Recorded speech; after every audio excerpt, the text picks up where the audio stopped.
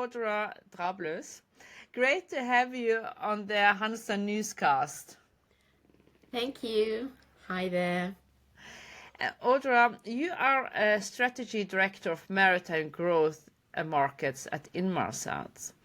However, in our initial talks, you mentioned adaptability as a red thread in your journey. How has it shaped your path in the maritime world? Yeah, I guess you can say that adaptability has been a key theme in my journey. I wasn't always in the maritime industry. I started my professional career as an actuary in London. Love actually brought me across the North Sea to Ålesund in Norway, where my husband is from. As you probably know, Ålesund, of course, is really embedded in deep heritage with maritime, of course. So it's not really surprising that I pivoted my career into maritime. I had 5 great years in Rolls-Royce Marine, where I learned a great deal about the maritime industry. And then over the last decade, I've been with Inmarsat, focusing on maritime connectivity and technology. And that's what we're going to dig into, and I'm really looking forward to it. How do strategy and tech intersect at Inmarsat as customer needs shifts beyond basic connectivity? Yeah, I think that intersection between strategy and tech is really crucial, especially when customer needs go beyond just basic connectivity, right? In the past, what our maritime customers were asking us was connectivity for crew welfare. And now, they expect their vessels to be functioning as floating offices and floating homes. So really, they want their vessels to be equipped so that with the best technology that can enhance their efficiency, safety, as well as comfort, right? So it's really without question that those customers that have a strategy that intersects with technology, they're the ones that are kind of doing the best. But it's not only about implementing the best technology. I think it's also those customers that align that with their people, their processes, and their overall purpose, right? So I think that's very crucial when you go beyond just connectivity. Yeah, and how is Inmarsat enabling this?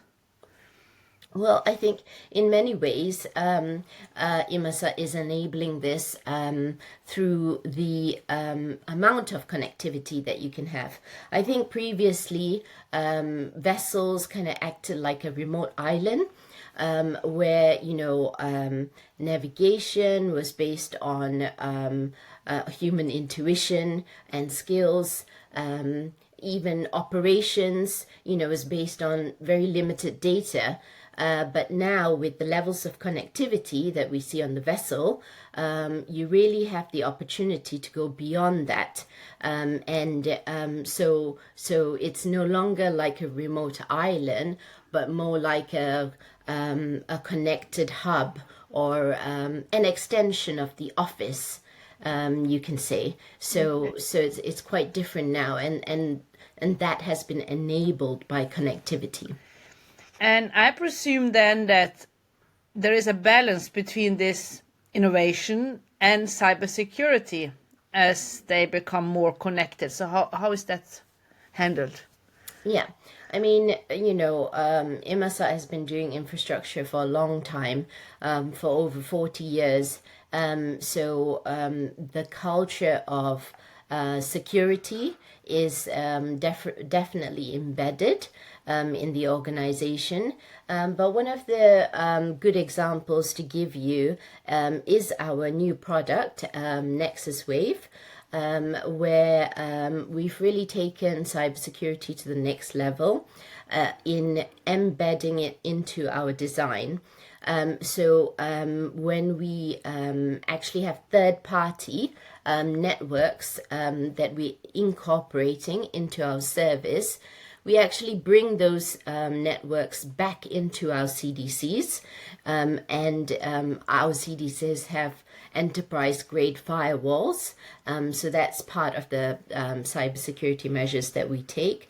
But also we use end-to-end encryption, and we employ similar encryption as those that you would find in a bank, for example. Okay. Yeah. So it's a secure, connected islands, the vessels Yes. now. Yes.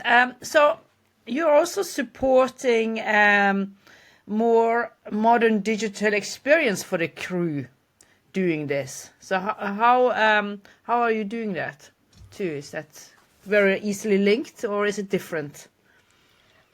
No, it's part and parcel of their working life, of course. So they don't really have to do anything extra. It's all connected, just like you would in an office, I'd say. But I think with more and more applications that are becoming available on the vessels, they are able to do much more on the vessel. So, for example, if you take ERP systems for planning, capacity planning, right? Before, things were not connected, so they were not connected to the same ERP systems that they were on shore. So that makes, for example, ordering things difficult. So you'd have to wait a long time. So that in itself leads to more efficiency in terms of picking up spare parts, for example, when they're in port. Just that kind of coordination between operations and what's happening on board. Yeah.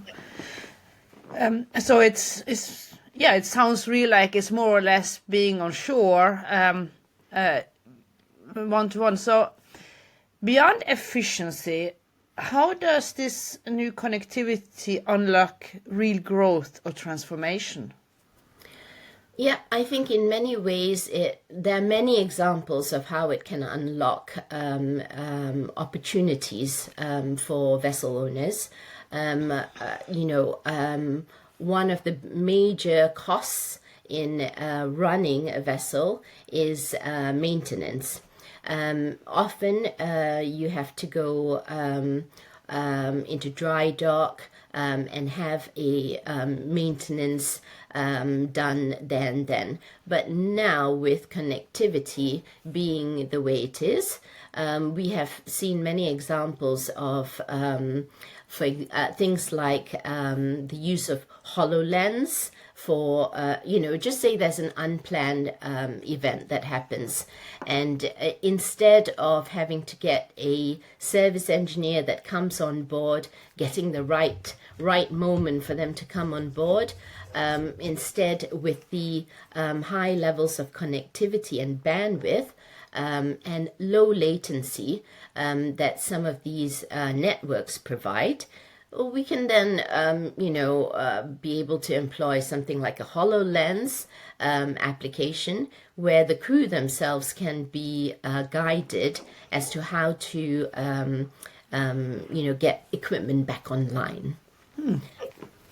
Yeah. That's really interesting. And what kind of maritime technology trend do you think we are currently underestimating?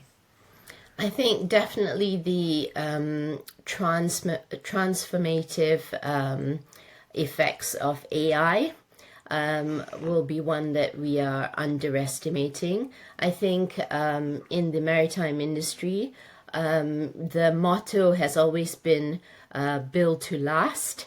And so vessel owners are a little bit hesitant to invest in things like AI because they can't see the immediate return on investment. But I think this really has to change because those that are employing these types of technology are really seeing the difference that it makes. Because, I think we have a lot of data on the vessels, and that data is not being used. AI can help in a lot of that. To drive efficiency, also safety of those vessels. Yeah, it's a really exciting times regarding technology we are living in. So, what excites you the most?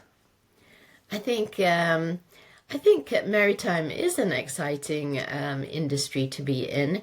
I think the connectivity that we see today is going to leapfrog us into a lot of different technologies that we can be using on vessels. Cloud computing, for example, and advanced networking that we now see. I think those are all exciting things that probably will bring us closer to remotely managed vessels or autonomous vessels. We've always talked about it, but I think the levels of connectivity that we see today will only leapfrog us closer to that reality. And that's very exciting because I think it brings a lot of different jobs into the maritime industry. I also see a bigger role of women coming into the industry. To be out at sea is very difficult, I think, for women. But with more of these shore-based jobs that will become available when we have remote vessels, I think it opens it up to much more diversity in terms of career prospects. So I think that dynamic mix of, the demographics that we might see coming through, as well as the technology that we are seeing, makes this a very interesting and exciting place to be. Not only now, but I think in the future as well. Yeah. Thanks, Audra, for all these insights and for your time to do this interview. Thanks. Thank you. Thank you for tuning in to HANSA.newscast. Make sure to subscribe and join us again for more maritime insights and stories. You can also visit our homepage, HANSA.news, and sign up for our HANSA newsletter. Thank you, and see you in the next episode.